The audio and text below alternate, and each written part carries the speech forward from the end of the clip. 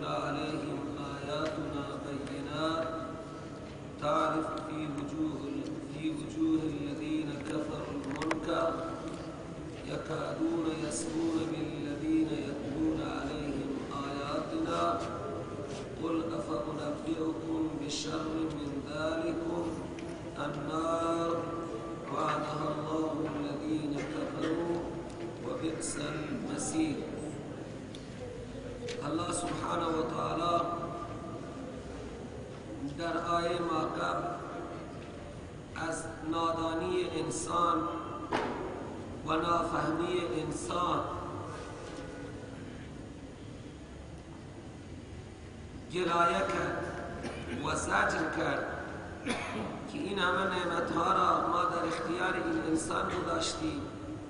این انسان ها پرستش میکنن غیر از خدا، کسانی را که الله تعالی برای معبودیت آنها، برای الوهیت آنها هیچ دلیلی نازل نکرد. اینها هم دلیلی عقلی هم ندارند که عقل تایید کند عبادت غیر خدا را. چرا؟ از غیر خدا هیچ چیزی نرسیده. وقتی از غیر خدا نه وجودی رسیده، نه زمینی رسیده، نه نفعی نه ضرری، پس غیر خدا را عبادت کردن واقعا نمک به حرامی هست و بزرگترین ظلم هست. عبادت حق خدا هست. اینها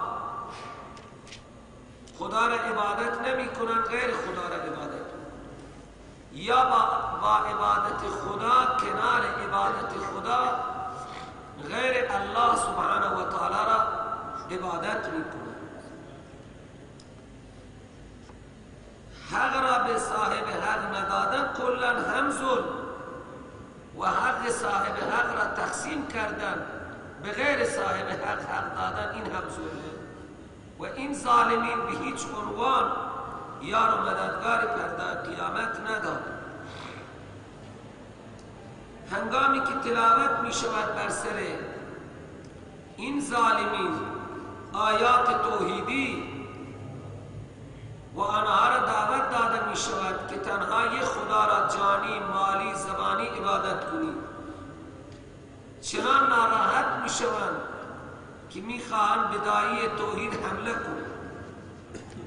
وقتی خوانده می شود بر سر این انسان ها آیاتنا، آیات توحیدی ما، بینات واضح و روشن در مطلب خود، تعرف فی وجوه الذین کفروا، تو احساس می کنی در چهره های آن انسان هایی که این آیات توحید را انکار می کنند منکر را بسیار ناراحت می شوند، می خواهند بر تالی آیات حمله کنند، چنان که یکادون یستون بالذین یتلون علیهم آیاتنا، نزدیک می شوند این منکران آیات توحید که حمله کنند برای اون انسانهایی که بر سر آنها آیات ما را می خوانند، به خاطر آیات ما بر آنها بتازند، حمله کنند. الله سبحانه و تعالی این مطلب را بیان فرموده و اذا ذکرت ربک فی القرآن وحده ولوا علی ادبارهم نفورا، هنگامی که شما رب سبحانه و تعالی را تنها یاد می کنید و با خدا هیچ عهدی را همراه نمی کنید، اینها چنان نفرت می کنند که بر می گردند. ولوا علی ادبارهم نفورا، از این یاد شما تنها خدا را اینها نفرت می کنند. شما میگویید تنها خدا را بخوانید، خوششون نمیآید. تنها خدا را حاجت روا، مشکل گشا، فریاد رس، دادرس بدانید، اینها را خوش نمیآید و اینها نزدیک میشوند که حمله کنند بر تالیان آیات ما، چنان ناراحت میشوند.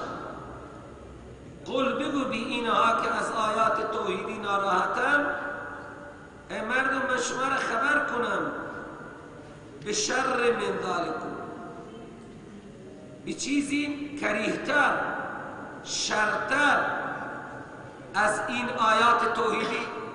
شما از آیات توحیدی ناراحت میشید وقتی میگن فدعوا الله مخلصین له الدین. یا قرآن عظیم و شان جای دیگه فرموده و اذا ذکر الله وحده اشمئزت قلوب الذین لا یؤمنون. دلهای آنهایی که به وحدانیت خدا ایمان ندارن متغیر میشه، خوششون نمیاد. شما از آیات وحدانیت من ناراحتی، قل بگو بینها من شما را خبر کنم مردم به شر من ذالکم، بدتر از این آیات توحید. شما آیات توحید را بسیار ناپسند می‌دارید. بشر ای باکره الیکم من ذالکم، از این آیات توحیدی. اون چیه؟ النار، و آتش جهنمه. وعدها الله الذین کفروا، وعده خدا برای آنهایی که آیات توحید را قبول نمی کنند، وعده این آتش جهنم برای اون انسان هاست. وعدها الله الذین کفروا و بئس المصیر، و بدترین جای بازگشت جهنم است. جهنم برای آنهایی که از آیات توحید خوش نمی آید. جهنم مال آنها هست.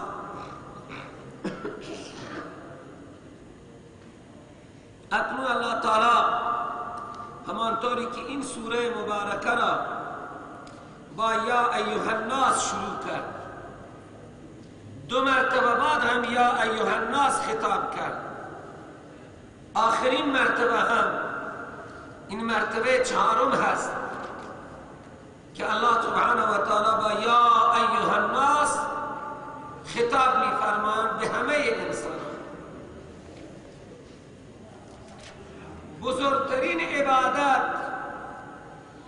مغز عبادت خواندن هست. الله تعالی دستور داده است که هر جا، هر وقت، هر آن برای هر حاجت من خدا را بخوانید، از من مسئلت کنید. هر حاجتی دارید مرا بخوانید، هر کاری هم که دارید مرا بخوانید. میخورید، میخوابید، میپوشید، وارد میشید در مسجد، بیرون میشید، هر حال هر وقت من الله سبحانه و تعالی را بخوانید که من به داد شما میرسم. اکنون در این قسمت زیاد مشرکین ناراحت نمیشدند، خوششون نمی آمد. لیکن الله تعالی برای آنهایی که غیر خدای عزوجل را میخوانند به عنوان حاجت روا، به عنوان مشکل گشا، به عنوان شفیع، به عنوان وسیله، الله سبحانه و تعالی ضعف اون غیر الله را بیان میکند در ضمن یک مثال. این مثال خیلی اهمیت دارد. الله سبحانه و تعالی میفرماید یا ایها الناس، ای مردم، ضرب مثل فاستمعوا له. مثالی زده می شود، یک مثالی ایراد کرده می شود، خوب گوش بکشید، استماع بفرمایید. همانطوری که رسم و عادت است که میخوان یک اعلانی بکنن میگن توجه. الله سبحانه و تعالی خطاب میفرماید که ای مردم، ضرب مثل فاستمعوا له. یک مثال ایراد کرده می شود، خوب گوش بکشید، خوب استماع کنید. اون مثال چیه؟ ان الذين تدعون من دون الله لن يخلقوا ذبابا ولو اجتمعوا. همه طلبه ها میدانند و اهل علم و اهل سواد که کلمه الذین جمع مذکر است. اسم موصول جمع مذکر. حتی آنهای که سیکلی خواندند و دبیرستانی خواندند هم متوجه میشه این آیه به بت‌ها هیچ کاری نداره. بت‌ها هم در بر میگیرند، لیکن آیات توحیدی و مثالها راجع چرا؟ بت‌ها هم صاحب بتی داشت. هر بت به یک انسانی یا به یک چیزی منصوبه. این مجسمه یا از نبی هست یا از ولی هست، همانطوری که قبر صاحب قبری دارد. هر قبر یک صاحبی دارد، هر مجسمه هم یک صاحبی دارد. این معروفه که مشرکین مکه 360 بت داشتن، مگر اینها انسان نبودن؟ اینا نسل ابراهیم خلیل الله بودن و خود را متدین به دین ابراهیم خلیل می دانستن. اینا نمی رفتن از دره یک سنگی را نمی تراشیدند و نمی آوردن، نصب نمی کردن. اونها مجسمه ابراهیم خلیل الله را ساخته بودن، مجسمه هوبل فرزند شهید آدم را، مجسمه اسماعیل ذبیح الله را. و این سنگی که اینها می تراشیدن و به زعم خود شکل حضرت ابراهیم خلیل را ترسیم می کردن، همین سنگ را اینها مشرک می دانستن. این قبریه. مردم که این قبر را سجده می کنن، همین خاکه ها را که تپه کردن همین ها را تعظیم می کنن، یا اون کسی را که توی قبره. خدا به انسان عقل داده. همین انسان هایی که مجسمه می سازن، همه شهر پر از مجسمه. این مجسمه هم طوری واهی هم. حالا مجسمه مشاهی را رد کردن، یا مجسمه فردوسی از طرف ارسطوه، مجسمه بوده را بر اون کوهی که 55 متر ارتفاع این مجسمه، این را بر یک کوهی درست کرده بود، سنگی که نبود. 55 متر یک سنگ که میتونه حمل و نقل کنه بر یک صخره سنگی. سالها اینجا شانه خرج شده بود، روی هر انگشت بودا 4-5 نفر می نشست. چنان دست بزرگی، چنان انگشته های بزرگی. الله تعالی روی آن چیزی که اعتقاد مردم حرف میزنه. بین خاطر الله تعالی می فرمایند آن کسانی که شما آنها را می خوانید، همه علما می دانند، طلبه ها می دانند، الذین اسم موصول هست، تدعون صله آن هست و عائد به اسم موصول محذوفه، چون تدعون فعل متعدیه و فعل متعدی مفعول میخواد و این هر زمانی که عائد مفعول باشه او را حذف میکنه و حذفش جایزه و به کسبت حذفش میکنه. این حرفهای علمی برای طلبه. چرا این خدمت دارم فشار میدم؟ مردم بت که خدا نمیگه. الله تعالی میگه اون کسانی را که شما فریاد میزنید، میخوانید آنها را غیر از الله، عجز و ناتوانی آنها را الله تعالی میخواد بیان کنه. شما به عنوان حاجت روا، مشکل گشا، فریاد رس، داد رس، دهنده، گیرنده، عزت دهنده، عزت گیرنده میدانید و آنها را فریاد میزنید، لن یخلقوا ذبابا، هرگز آنها نمیتوانند یک مگسی خلق کنند. چرا؟ اگر انبیا مگس خلق کنند خالق نمیشن. اولیا بنا باشند مگس خلق کنند اونها میشوند خالق. حالا که ثابت شده است غیر از الله دیگه خالق وجود ندارد. حتی مشرکین مکه هم همین اعتقاد را داشتند و در صفت خالقیت با خدا هیچ مشرکی در طول تاریخ بشر نبوده است که غیر الله را خالق بداند. همه مشرکین تاریخ بشر، از مشرکان قوم نوح گرفته، از مشرکین مکه گرفته، از مشرکین یهود و نصارا گرفته، در صفت خالقیت هیچ کسی معبود خود را شریک نکرده با خدا. یعنی هیچ انسانی نبوده که بگه من دو تا خالق دارم یا غیر از خدا دیگه خالقی دارم. این خاطر در قرآن عظیم الشان عزیزان من هرگز الله تعالی نگفته لا خالق الا الله. حتی انسان ها غیر از خدا دیگه رازقی قبول نداشتن. بین خاطر الله تعالی نگفته لا رازق الا الله. غیر از خدا دیگه کسی را مالک جهان ندانستن. بین خاطر الله تعالی نگفته در تمام قرآن لا مالک الا الله. لا رازق الا الله گفته نشده چون کسی اعتقاد نداره که غیر از الله دیگه کسی رازق باشه. مشرک مکه اعتراف میکرد که رازق من الله است. من یرزقکم من السماء والارض. و مردم مکه از آسمان و زمین کی شما را رزق میده؟ قرآن گفته الله. مالک سمع و بصر کیه؟ الله است. ضعف بشر این بوده که عبادت را به خدا اختصاص نمیداد. عبادت چیه؟ عبادت حق خدا است. عبادت زبانی بزرگترین عبادت و مغز عبادت خواندن و فریاد زدن است. الله میگه منو بخوانید، منو فریاد بزنید. مسجد آمدید منو بخوانید. از خواب بلند شدید منو فریاد بزنید. خوابیدید بگی به اسم که اموت و احیا. خوردید بگی بسم الله و علی برکت الله.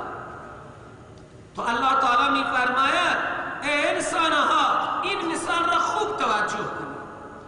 کسانی را که شما آنها را میخوانید غیر از الله، غیر از الله میخوانید. حالا بوتی بخوانید، نبی بخوانید، ولی بخوانید، فرشته بخوانید، من اینه میگم فرشتگان الله هم یا غیر الله؟ انبیاء الله هم یا غیر الله؟ درختها، چوبها، آبها، آتشها، خورشید، ماه، ستاره همه غیر الله یا الله؟ آنهایی را که شما آنها را میخوانید غیر الله لن یخلقوا ذبابا، هرگز آنها نمیتوانند خلق کنند یک مگس، نداتا یک مگسی هم نمیتوانند خلق کنند. ولو اجتمعوا له، اگر تمام غیر الله ها، تمام فرشتگان، تمام انبیاء، تمام اولیاء، تمام سنگ ها و به تعبیر کنندگان تمام بت ها اجتماع کنند یک مگسی هم نمیتوانند خلق کنند. همه اگر اجتماع برای خلق یک مگس، یکی بخواد پرش بسازه هم قدرت نداره. در آن وعد الله تعالی هزاران مگس خلق میکند و به جان مخلوق رها میکند. نیش هم داده به اینها، پر هم داده به اینها، بال هم میکند، دست و پاها هم دارد. نیش خطرناکی داره، انسان خواب را نیش بزنن بیدار میشه. موزیه. الله تعالی میگه خلق کردن به جای خود. اگر این مگس این شیرینی ها را و این چربی ها را که شما روی این معبودای خود میمالی، این مجسمه ها میمالی، این هم نمیتونه از مگس پس بگیره. و این یسلبهم الذباب شیئا، اگر سلب کند و برباید از این انسان ها، از این مخلوقات مگس یک چیزی را، تو لا یستنقذوه منه، نمیتونه از مگس پس بگیره. خلاصه نتیجه این مثال اینه که ضعف طالب یعنی عابد، اونی که میخواند، اور مطلوب اونی که خوانده میشود غیر از خدا، همه ضعیف و ناتوان. سروران گرامی این مثال آنقدر گران تمام شد بر قریشی های مکه و عرب ها که دیگه بزرگترین اعتراض را بر پیغمبر همین چیز را مطرح کردن و برای رد کردن قرآن این مثال ها را گفتن. خدا و چنین مثال مگس در قرآن بدهد کتاب خدا باشد. یکی این مثال و یکی مثال سوره عنکبوت. مثال عنکبوت بسیار کوبنده هست. اینجا الله تعالی ناتوانی خوانندگان را و ناتوانی معبودان آنها را غیر از الله بیان کرد که ضعف الطالب والمطلوب.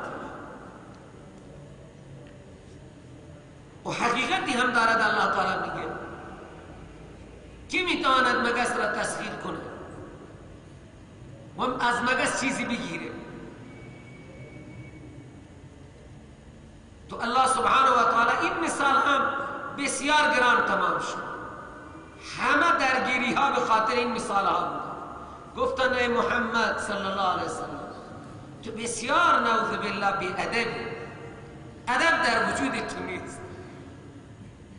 ما انبیاء را میخوانیم، ما اولیاء را میخوانیم، ما برای قرب خدا میخوانیم، تو برای ما چنین مثال های کوبنده میزنی؟ اما نعبدهم الا لیقربونا الی الله زلفا. اگر ما اینها را میخوانیم، ما برای اینها نذر میدهیم، ما دور بر اینها طواف میکنیم، این نادانی و احمقی نیست محمد، این به خاطر قرب خدا است. اینها ما را به خدا نزدیک کنند. ما از خدا دوریم، اینها ما را لیقربونا الی الله زلفا. کلمه الی الله را کمه شما میفهمید. اینها ما را به خدا نزدیک کنند. شرط برای قرب خدا. عجیبه وقتی این انسان دماغش الله تعالی فرمود اینها خیلی ضعیف و ناتوانه، شما را به خدا نمیتونه نزدیک. شما هم ضعیف که آنها را میخوانید و ناتوان، آنها هم ضعیف و ناتوان. اکنون الله تعالی میگه این مثال را من بیان کردم، لیکن این انسان ها قدر خدا را نمیدن. ما قدر الله حق قدره. اینها قدر نکردن این انسان ها الله را اندازه قدر خدا. قدر خدا را این انسان ها نمیدن. همه چیز از خدا میگیرن و خود را ممنون احسان مخلوق خدا میدانن. نان میگیرن از خدا، وجود میگیرن از خدا، صحت و سلامتی میگیرن از خدا، میوه و آب و طعام. این کره خاکی پر از نعمت، همه مال الله. اینها ستایش میکنن غیر الله. ما قدر الله حق قدره. بزرگان دین فرمودن ما عظموه حق تعظیمی. اینها خدا را تعظیم نکردن اندازه حق خدا. الله تعالی میگه من شما را اشرف مخلوقات آفریدم، همه ما فی الارض را برای شما آفریدم. چقدر زیبا الله سبحانه و تعالی فرمود تمام چیزهای زمین را برای شما مسخر کرده. سخر لکم ما فی الارض. تمام آنچه که توی زمین برای شما مسخر تسلیما در برابر شما. درختها، دامها، پرندها، آبها. امروز هم که هوا در اختیار ما و تسخیر است و از ما اطاعت میکنه. با این ماشینهای بسیار سریع و سیر سواریم بر باد خدا حرکت. اگر یک ذره باد یک تایر خالی بشه دیگه حضرت شاید با سرعت 200 کیلومتر آخرین ملاقات را با ماشین خود داشته باشه. از یک تایر باد خالی بشه.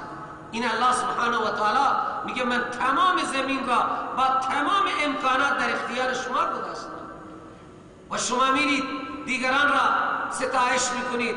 نظر شما برای دیگران، سجده شما برای دیگران، طواف شما برای دیگران، نشستن و بلند شدن و قسم خوردن شما به نام دیگران. عجب انسانید شما. ما قدر الله حق قدره. اینها تعظیم نکردن الله را اندازه حق تعظیم خدا. ان الله لقوی عزیز. اینهایی که شما میخوانید آنقدر ضعیف و مگسی هم نمیتونه خلق کنن. و از مگس هم چیزی را نمیتوانن بگیرن. این ضعیف ها ضعف طالب و المطلوب، خواننده ها که طالبن و آنهایی که از آنها خوانده میشود که مطلوبن، دو تایی ضعیف و ناتوان. هر طالب غیر الله و هر مطلوب غیر از الله ضعیف است.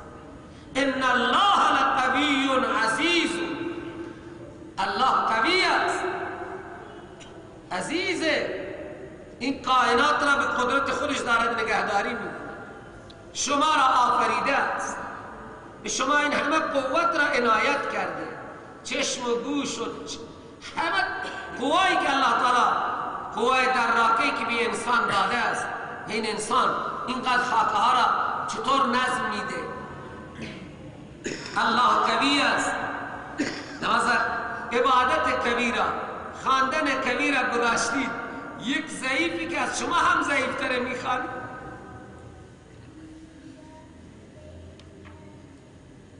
آنقدر از شما هم ضعیفتر بود. جای دیگه الله تعالی میفرماید، سبحان الله، یک جای الله تعالی میفرماید سوره نحل را نگاهی بکنید تا این مسئله برای شما تبیین میشه. الله تعالی دردی که هست و انسان اشتباهی که دارد، الله تعالی تمام تلاش الله در این قرآن این است که انسان را به اشتباهات او متوجه. الله تعالی میگه خالق را گذاشتید مخلوقهای ضعیف را، حالا بتابوتهای بیجان را یا دیگه مخلوقهای ضعیف را که از آنها هیچ چیزی توقع نمیشه، شما میخوانید اونها مردن، شما زنده اید. کم از کم آیه 20 سوره نحل را خسته میشید، بله نگاهی هم بکنید.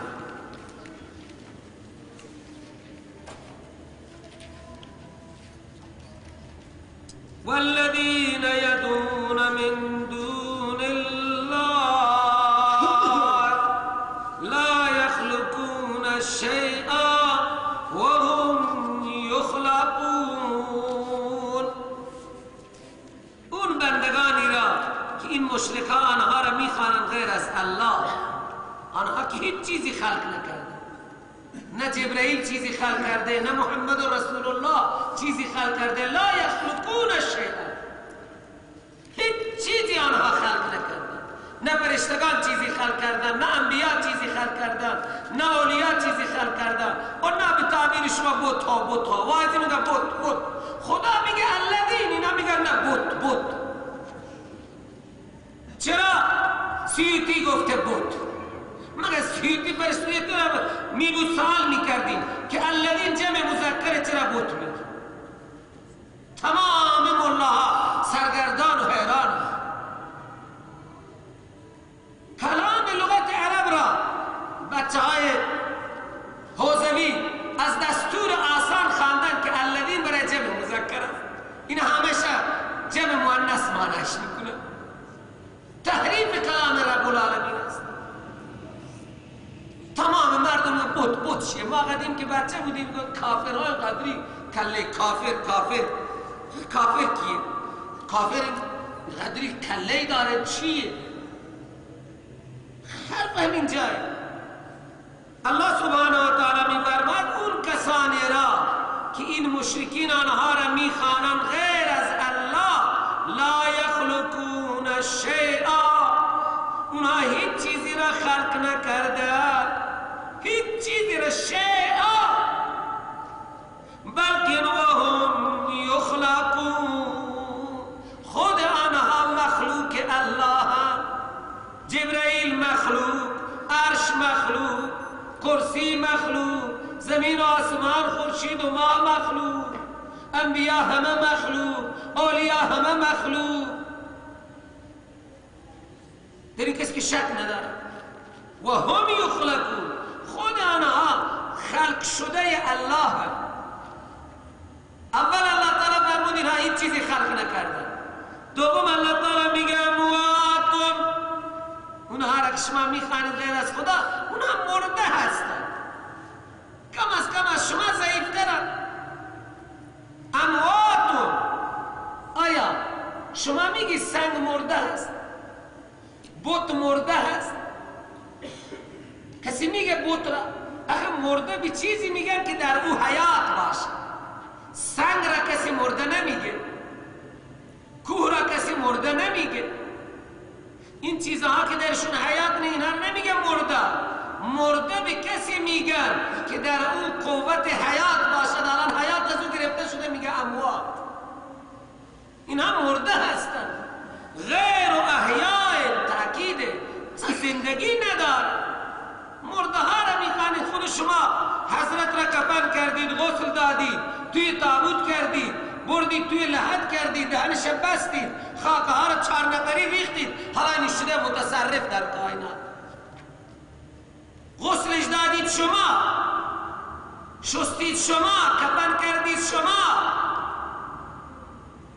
در زندگی یک انسان سالم تحمل میکنه کسی او را استنجا بزنه؟ و یک انسان سالم و یک انسان باشعور این تحمل را داره کسی او را استنجا بزنه؟ اموات غیر احیاء. اینکه فریاد شما را بشنوان، برای شما شفاعت کنن، این هم حرف باده. اینها اینقدر شعور ندارن که چه زمان خدا اینها را از قبرها حشر میکنن. و ما یشعرون ایان یبعثون. اینقدر شعور هم نیست با مرده ها که چه زمان اینها را خدا از قبرها بلند میکنه، چه زمان اینها را الله تعالی از قبرها حشر میکنه. الهکم اله واحد. خبردار از شما، آگاه به اهل شما، به شما، معبود شما معبود یگانه است. الهکم اله، فریادرس شما اله یگانه است، معبود شما معبود یگانه است. او را بخوانید، او را سجده کنید، برای اون نذر بدهید، برای اون خیرات بدهید. چرا؟ ان الله لقوی عزیز. او قویه، او قدرتش بر هر چیز هست، او عزیزه، چنان قویه که کسی نمیتواند با او مقابله کند. عزیز اون ذات را میگن که کسی با او نمیتواند مقابله کند. لا یقابله ولا یساویه احد. نه با او کسی مساوی است و نه کسی میتواند با او مقابله کند. شبهی البته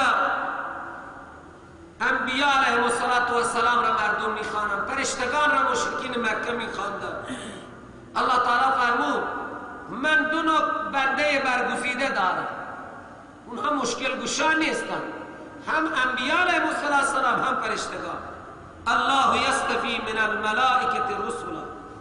الله تعالی برگزیده است از فرشتگان رسول، پیام رسان. جبرائیل علیه السلام با تعدادی از فرشتگان، اینا همه پیام الهی را ابلاغ کردن به انبیاء. و من الناس، و بعضی از انسانها را من رسول قرار دادم. برگزیده هستند لیکن فریادرس و دادرس نیست. فرشتگان برگزیدند و انسانها هم برگزیدند، لیکن هر جا سمیع بصیر الله است. ان الله سمیع لأقوالكم و بصیر باحوالكم. الله فریاد هر فریاد کننده را میشنود، هر جا، هر وقت، هر آن، و بصیر به احوال تمام عباد الله است. خالق، قوی، عزیز، سمیع، بصیر الله است. ان الله سمیع لأقوالكم بصیر باحوالكم. سمیع بكل شيء، بصیر بكل شيء الله است. خالق كل شيء الله است. قوی و عزیز الله است. انبیاء برگزیده، خدا آنها را برگزیده برای پیام رسانی، برای اینکه پیام خدا را به بندگان خدا ابلاغ کنند. فرشتگان به انبیاء ابلاغ کردند، انبیاء به دیگه انسانها و جنها ابلاغ کردند. آنها برگزیدند برای پیام رسانی. سمیع لكل شيء، بصیر بكل شيء، قوی و عزیز علی کل شيء که نیستند. سیرت انبیا را شما در سوره انبیا خواندید. خود انبیا به مشکلات گیر کردند، به سختی ها گیر کردند، خدا را فریاد زدند. حضرت یونس در شکم ماهی خدا را فریاد زد. حضرت ایوب از درد مریضی های مدید خدا را فریاد زد، ربی انی مسنی الضر و انت ارحم الراحمین. حضرت زکریا فرزند ندارد، نادا ربه نداء خفیا، ربا وهن العظم منی واشتعل الراس شیبا ولم اکن بدعائک رب شقیا. فصل فرزند من نیست، از پیری استخوانه های من ضعیف شده، سر من از سفیدی مثل آتش شعله میزنه، لیکن من هر دعای کردم شقی و محروم نبودم.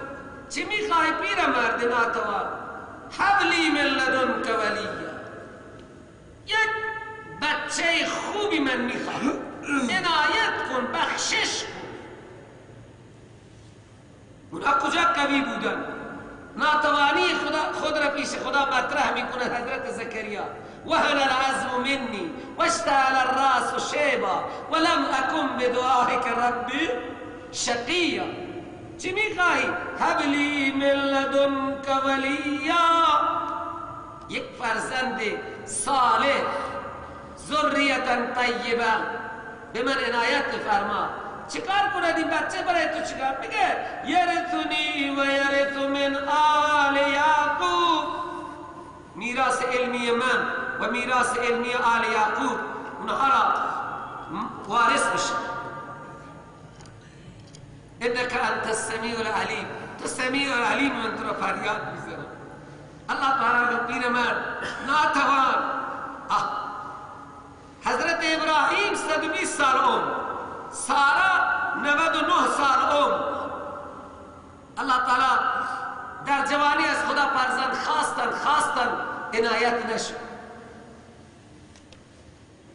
یک فرزندی به ابراهیم رسیده، سارا همیشه ناراحت است که ابراهیم تو یک فرزندی داری، من ندارم. سارایی که چقدر برای خدا فداکاری، دوش ابراهیم برای دین خدا قربانی داد. از عراق با ابراهیم همراه شده، مصر اسیر شده. الله چقدر سخت، اون لحظه چقدر سخت بود که حضرت سارا را اسیر کردن و حضرت ابراهیم ناتوان به نماز شروع کرد و تضرع کرد. اینها بر بندگان خدا آمدن. الله تعالی میگه قوی و عزیز، نعوذ بالله تعالی خدا را کسی اسیر کرده؟ خدا را تعالی کسی ضربه زده؟ یا میتواند خدا را اسیر کند یا ضربه بزند؟ الله تعالی میگه این انسان ها واقعا ناکدر، سمیع، بصیر، قوی، عزیز، خالق. اینها میگه که من بخوانید من به داد شما میرسن. اینا میگه نه، ما نعبدهم الا لیقربونا الی الله زلفا. ضعیفه ها را از شما هم ضعیفترن، اموات غیر احیا و ما یشعرون ایان یبعثون. الله تعالی سمیع بصیر است، یعلم ما بین ایدیهم و ما خلفهم. الله تعالی میگه انسانها جلوی خود چی دارن اونها را هم میدانن، پشت سر چی گذاشتن آنها را هم میدانن. یعنی علم ما یکون و ما کان کاملا من آگاهی دارم. میداند الله ما بین ایدیهم و ما خلفهم را، هر چیز را الله تعالی علم ما کان و ما یکون را الله تعالی دارد. و الی الله ترجع الامور، فقط به بارگاه خدا ارجاع دادن شما تمام کارها. هیچ جور کوچکترین کاری بدون اراده و مشیت الله تعالی انجام نمیگیره. هر برگی که از درخت جدا می شود به اذن الله است، هر برگی که سبز می شود به اذن الله است، هر دانه‌ای که می شکافد و سبز می شود به اذن الله است. تمام دانه ها توی زمین میره، الله تعالی همه را میداند، همه را می شکافد، همه را سبز میکنه. این خدای قوی و این خدای دانا، این خدای سمیع و بصیر را ویل کردید در بدرید چرا؟ الالله ترجع الامور. هیچ کاری بدون مشیت خدا انجام نمیگیرد، به طرف خدا ارجاع داده میشون تمام امور. اکنون سعادت میخواهید انسانها، این اعمال را انجام گوش کنید. یا ایها الذین آمنوا، ای کسانی که شما باور دارید به وحدانیت خدا، به کتاب خدا، به دین خدا، به معاد. ایمان اون اعتقادات درونی را میگه. کسانی که شما به تمام دستورات خدا ایمان دارید، رستگاری میخواهید، ارکعوا، رکوع کنید، واسجدوا، سجده کنید، وعبدوا، عبادت کنید. کرا؟ ربکم. ارکعوا واسجدوا وعبدوا تنازع دارند در ربکم. رکوع کنید، سجده کنید و تمام عبادت ها را برای ربتان انجام. امروز مردم قبرها را رکوع میکنند. چقدر رکوع؟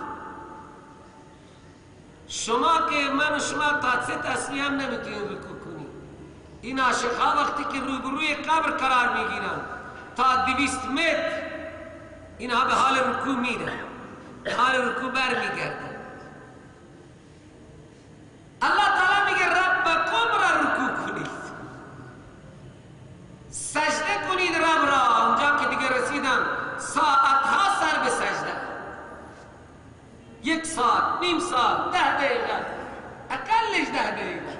شما برید دور بر قبر چه سجده ای هست. الله میگه ورکعوا واسجدوا وعبدوا ربکم. و دیگه وافعلوا الخیر، خیر انجام بدید، صله رحمی کنید، مکارم اخلاق داشته باشید، برخورد حسن داشته باشید. قولوا للناس حسنا وافعلوا الخیر. این چیزها وسیله نجات شما هستند. لعلکم تفلحون. وعده است که شما رستگار بشید. فقط رب را رکوع کنید، فقط رب را سجده کنید، فقط عبادت های جانی، مالی، زبانی را به رب خودتان اختصاص بدید. گاهی سوال میکنند شما سجده قبرها را شرک میدانید؟ خب شما سجده قبرها را جایز میدانید، کدوم آیه گفته قبرها را سجده کنید؟ الله تعالی میگه رکوع کنید ربکم واسجدوا ربکم. و خلاصه کرد وعبدوا ربکم. من گاهی میگم عبادت یعنی چی؟ گوش به فرمان خدا شد، هر دستور ربتان را اجرا کنید. وافعلوا الخیر، همه کارهای خیر را انجام بدید. صله رحمی کنید، مکارم اخلاق داشته باشید، برخورد حسن داشته باشید، دست ضعیفها ناتوانها را بگیرید. وافعلوا الخیر لعلکم تفلحون. من جمله خیرها جاهدوا فی الله حق جهاده. جهاد کنید، فی الله جهاد کنید، برای اعلای کلمت الله جهاد کنید. این کار خیر را انجام بدید. حق جهاده، تمام تلاش خود را و قوت خود را برای الله تعالی صرف کنید. این کار خیر. چقدر خیر. اسب خود را آب بدهید، اسب خود را خدمت کنید، برای شما خیر. شمشیر خود را تیز کنید، برای شما خیر. دشمنان خدا را و دشمنان خود را خوف و هراس بدهید، برای شما خیر. جهاد همهش خیر. گاهی فرمود رسد الله سبحانه و تعالی فرموده شما از هر نشیبی و از هر فرازی بگذارید و دشمن ناراحت می شود، این برای شما خیر. گرسنگی شما در راه خدا خیر، تشنگی شما خیر، خستگی شما خیر، خواب شما خیر، جنگ شما خیر، صلح شما خیر. حکم خدا هست، حکم خدا را اجرا کنی برای شما خیر خیر خیر. همه چیز مجاهد خیر است.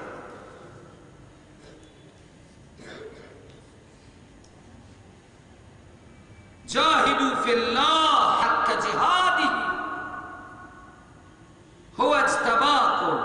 اون الله شما را برگزیده است، بر تمام موجودات و مخلوقات شما برگزیده. آقای برنامه ها شما را برگزیده، اونها محکوم شما حاکمی، اونها مملوک شما مالکی. سبحان الله.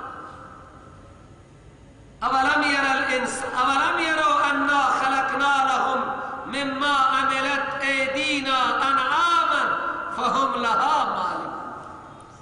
شما بر اسبها مالکیت دارید، اونها مملوک، اونها مرکوب، شما راکبی. شترها، دامها، پرنده ها، شما به عنوان مالک، آنها به عنوان مملوک. چقدر خدا به ما عزت داده. تمام اشیا را نگاه کنید، الله تعالی در همین دنیا معززترین موجود محسوس انسان است. هو اجتباکم، او شما را بر تمام چیزها برگزیده است، لیکن لدینه، شما دین خدا را احیا کنید. و ما جعل علیکم فی الدین من حرج، قرار نداده الله تعالی بر شما در باب دین هیچ فشاری، هیچ تنگی، هیچ مشکلی در باب دین بر شما خدا قرار نداده است. هو اجتباکم، و شما را برگزیده است برای دین خود. همه را مطیع امر شما کرده، در جلوی شما تسلیمند. اسب با این همه زور از شما اطاعت میکنند، ماشین با این همه قوت از شما اطاعت میکنند، هواپیما از شما اطاعت میکنند، قطار از شما اطاعت میکنند. وقتی سوار شدیم که سبحان الذی سخر لنا هذا و ما كنا له مقرنین، پاک است اون خدایی که اینها را برای ما مسخر کرده و خدا مسخر نکرده این ماشین ها. شما میگید که دست ما او را تصویر میکند و پای ما. خب این دست و پا مالکیه، اون مغز که مدیریت میکنند مالکیه. اینا مالکیه. شما بگی آهن مال شماه، همه چیز مال الله است. مغزی که الله داده راننده را یک لحظه خدا مغز راننده را چپه کند بر اون گردنهای مارپیچ، کجا پرت میشه؟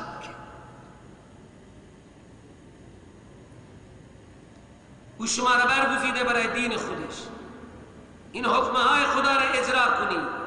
الله تعالی قرار نداده بر شما در باب دین هیچ فشاری. دین سهل است، هیچ مشکلی نداره. تمام انسانها که توی مشکل میافتند به خاطر بیدینی. در باب دین اشکالی نیست، حرجی نیست. لازم بگیرید مذهب پدرتان ابراهیم خلیل الله، هو سماکم المسلمین، اون خدا شما را مسلمان نامگذاری کرد. یا ابراهیم خلیل الله شما را مسلمان نامگذاری کرد. شما را امت مسلمه گفتن، یعنی امتی که همه تسلیم. چرا حضرت ابراهیم خودش الله تعالی فرمود اسلم، قال اسلمت لرب العالمین. دعا کرد واجعل منهم، فرمود امتا مسلمتا لک، ما را برای خودت مسلمان، واجعلنا مسلمین لک و من ذریتنا امتا مسلمتا لک. حضرت ابراهیم و حضرت اسماعیل هنگامی که خانه کعبه را بنا کردند فرمود ربنا واجعلنا مسلمین و من ذریتنا امتا مسلمتا، از نسل ما یک امت مسلمان همتن. 300 سال قبل از بعثت رسول الله در مکه شرک آمد. قبلا همه بر دین اسماعیل عمل میکرد. اینها همه قریشی ها اسماعیلی هم، نسبشون به ابراهیم به خلیل الله میرسه، میگه از کانال اسماعیل ذبیح الله. نسباً قریشی ها بسیار نسب عالی دارند، اسماعیلی و ابراهیمی هم افتخار به نسب خود داشتند. یهود و نصارا هم از نسل حضرت یعقوب و اسحاق ابن ابراهیم. اون الله شما را تسمیه کرده مسلمین، در عقیده و عمل شما مسلمانی. یا ابراهیم شما را مسلمین گفته. من قبل از قرآن شما در تورات، در انجیل، در زبور شما مسلمین بوده. امت محمد صلی الله علیه وسلم امت مسلمه بوده. شما به عنوان مسلمین یاد شده اید قبل از نزول قرآن. و فی هذا، و در این قرآن هم شما مسلمانید. ابن الدین عند الله الاسلام، المؤمنون والمؤمنات والمسلمین والمسلمات. این لقب مؤمنین و مؤمنات، مسلمین و مسلمات مال این امت است. شما به خاطر همین نام زیبا همتن به خدا تسلیم باشید. لیکون الرسول شهیدا علیکم. الله تعالی شما را امت مسلمه گذاشته، شما ملت ابراهیم را لازم بگیرید. اون الله شما را مسلمان نامگذاری کرده، یا ابراهیم شما را مسلمان نامگذاری کرده. هو ضمیرش هم لفظ به الله هست و هم به حضرت ابراهیم ارجاش کردن، لیکن به الله ارجاع بشود این بهتر راجح هست. به ابراهیم هم نسبت کرده لیکن مرجوح هست. اون الله شما را تسمیه کرده مسلمین قبل از قرآن و در این قرآن، تا که رسول گرامی شاهد بشود بردای قیامت بر شما.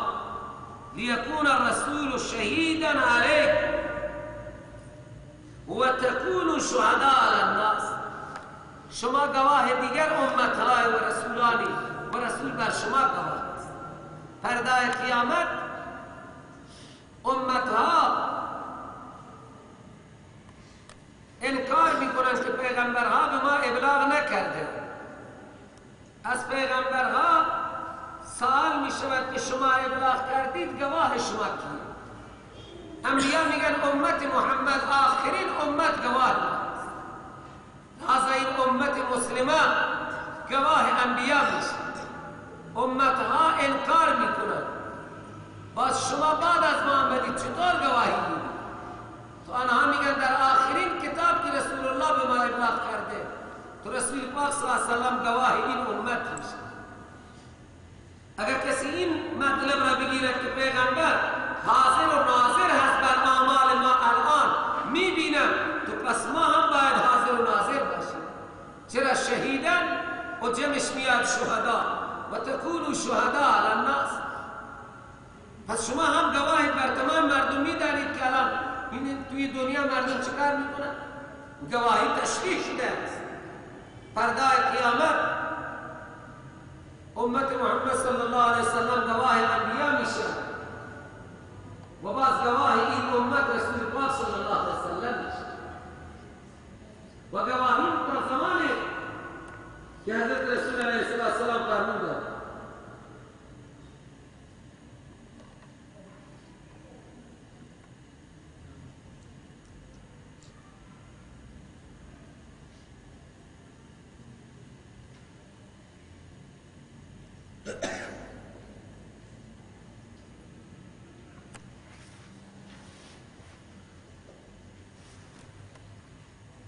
شما شاهد الناس باشید و پیغمبر هم بر شما بیان حق کنه.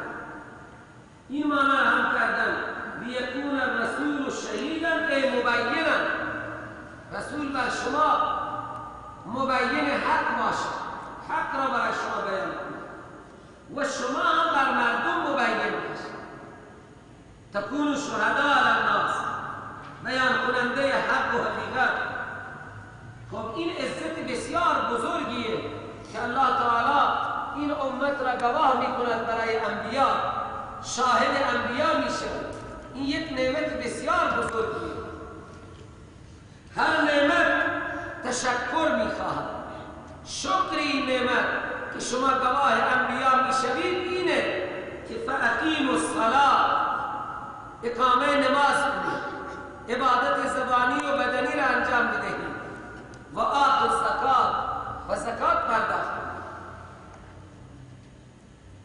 واعتصموا بالله، و بچسبید و تمسک کنید به کتاب الله. همه شما اعتصام به کتاب الله کنید. در هر باب از کتاب خدا دلیل بگیرید. واعتصموا بالله هو مولاکم، اون الله مالک شما هست، معین شما هست. فنعم المولا، بهترین مالک، بهترین معین الله هست. و نعم النصیر، و بهترین یار و یاور هم الله هست. شما بچسبید به کتاب خدا، تمسک کنید به ذات الله. واعتصموا بالله، اعتصام و تمسک به الله کنید. هر حاجتی داری، هر مشکلی داری، هر دردی داری، به خدا متمسک بشید. بچسبید به الله، بخوانید الله را، نماز بخوانید، زکات بدهید. نماز بزرگترین عبادت بدنی، قولی و فعلی، و زکات عبادت مالی. در راس همه عبادتهای مالی زکات است.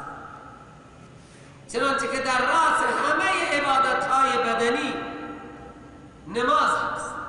نماز در 24 ساعت 5 مرتبه انجام میگیره. روزه در سال 1 مرتبه، حج در عمر 1 مرتبه. حج هم یک عبادت بدنی است و مالی. مال هم میده انسان اونجا باید بدن طواف کنه، سعی کنه، حضور به عرفات و منا و مزدلفه داشته باشه. لیکن عبادت مالی محض زکات است. و نماز یک عبادت بدنی محض است. نماز جای 4 رکعت فرض است، میلیونها پول هم قبول نیست. یک انسان صحیح سالم بگه من فدیه نماز میدم، نمیتونه نماز بخونه، هرگز از او قبول نیست. هان یک انسان افتاده قدرت نماز ندارد، گفتن امید اگر فدیه نماز بدن بزرگان امید قبول، ورنه نصوصی نآمده که برای نمازها فدیه بده. روزه یک عبادت بدنی است. اگر کسی چنان پیره که امید سلامتی ندارد، یا چنان مریضه که امید سلامتی ندارد، فدیه بده. برای نماز فدیه بزرگان گفتن امید قبولی، ورنه نصوصی نآمده از پیغمبر علیه السلام. فقها گفتن امید قبولیه.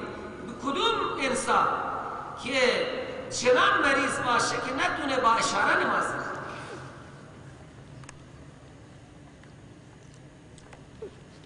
امید هست باید با اشاره نماز بخونه. یعنی تا تکان سر انسان قدرت داشته باشه نماز از گردن او ساقط نیست. اگر چنان بیهوش شد که تا 5 نماز اصلا هوش نکرد، این نماز از گردن او ساقط. هوش که نباشد نماز نیست. اگر هوش دارد با سر میتواند اشاره کند، اشاره نکند این نمازها به گردن او است. تا اشاره سر نماز هم از گردن انسان ثابت نشد. نیت کند روخش به هر طرفه، اگر وضو نمیتواند بگیرد و غسل تیمم بکنه و با سر اشاره نماز بخونه. رکوع و سجده را با سر بکنه. همین رکوعی و سجده‌ای که الله تعالی تا اشاره سر هم خدای از گردن ما ساقط نکرد. یا ایها الذین آمنوا ارکعوا واسجدوا. هم نگفته نماند، بعضی‌ها نمیفهمند. این آیه سجده‌ای نیست نزد امام شافعی است. و در ابتدا ما خواندیم یک آیه سجده‌ای. اگر کسی نکرده بکن. اون آیه سجده را خواندیم قبلا. آیه سجده را اگر کسی نکرده بکن. سوره حج اول آیه 18 این آیه سجده بود که خواندیم. این آیه سجده نزد امام شافعی هست. الله بهترین واعتصموا بالله، بچسبید به خدا. فرزند میخواهید از خدا بخواهید، نان میخواهید از خدا، سلامتی، عزت، صحت، سلامتی، هر چی میخواهید از خدا عزوجل بخواهید. او مولای شما هست، او کارسازه، او مشکل گشا هست، او مالکه، او معینه. مولا همین معنی را دارد. مولا معانی متعدد دارد. نعم المولا، بهترین مولا یعنی مالک، معین، ناصر و نعم النصیر، و بهترین مددگار الله است. شما از الله مولای بهتر ندارید، شما از الله نصیر بهتر ندارید. اون بهترین مولا و بهترین نصیر هست.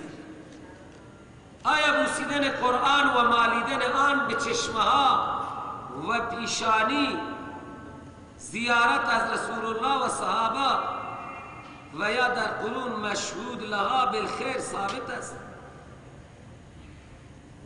قرآن را زیارت شاید مطلب شمینه.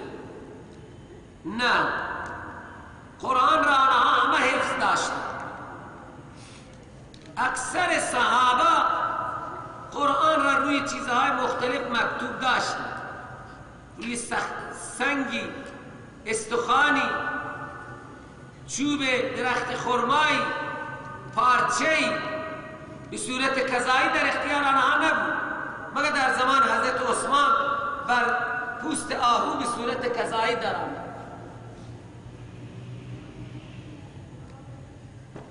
و بزرگان فقها گفتند اگر کسی قرآن را ببوسه و روی دیده بگذاره تعظیما و احتراما اشکالی نداره، لیکن این که ثابت باشد از روایات نیست و حق قرآن هم این نیست. این برای احترام روی دیده میگذاره. از این حق قرآن نیست. قرآن حقش خواندن، فهمیدن، درک کردن و عمل کردن است. این حق قرآن که بعضی میان در مسجد و دیگه